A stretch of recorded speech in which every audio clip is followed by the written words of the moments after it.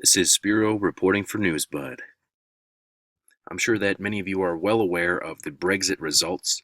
Some of you may be growing tired of seeing and hearing Brexit everywhere you go. Others may not have a clue. For those of you that don't know, the people of Britain had a referendum and voted to remove their country from the European Union.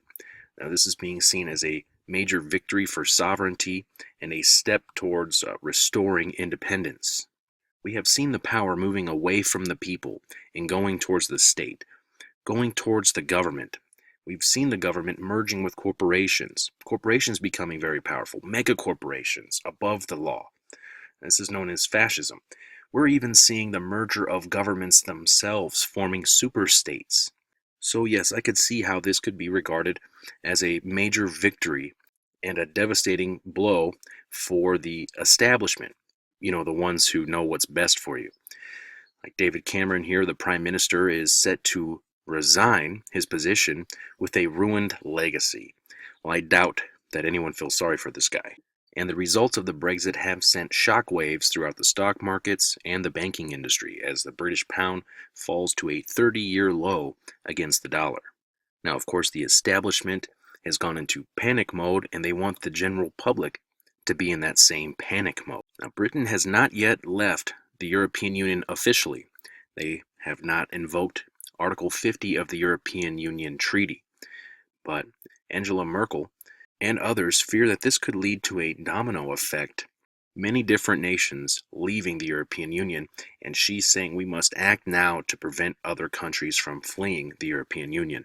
For what it's worth, taking a look at this Bloomberg poll, you can see almost half of the population in these 8 countries would like to see a referendum in their own country to leave the European Union. So the question is, what will the people do? Will this end up being a domino effect? Will other countries and their peoples step up and claim their independence and take back their sovereignty from the European Union? Does anyone really think that the establishment's just going to roll over and let this take place? Or are they going to put up a fight? I'm pretty sure they would already have people at the drawing boards feverishly coming up with a solution to all of this. Unless the Brexit, a wolf in sheep's clothing, because now the foreign ministers of France and Germany are set to reveal the blueprint, what they're calling, to effectively do away with individual member states in what is being described as an ultimatum. Perhaps the ultimate ultimatum. What they're talking about here is the European superstate. Now, the European superstate is not a new idea.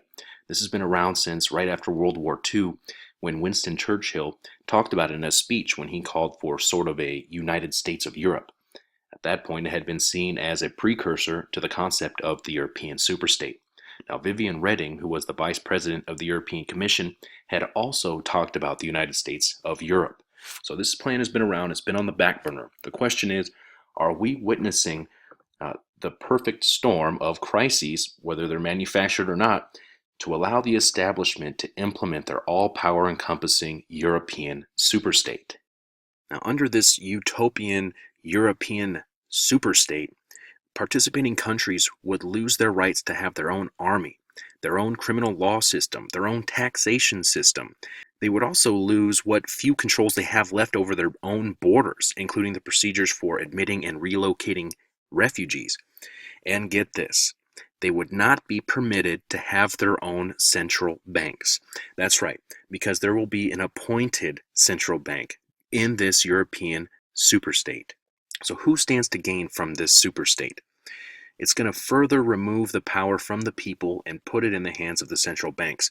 Now, the Brexit, on the other hand, appears to remove the power from those same establishment and central banks and put it closer to the people. But we have to ask ourselves, is this Brexit truly a victory, or is it a wolf in sheep's clothing? And what will the people do? Will we see the domino effect begin to take place in other countries? I'd love to hear your feedback on this. This is Spiro. Thanks for watching.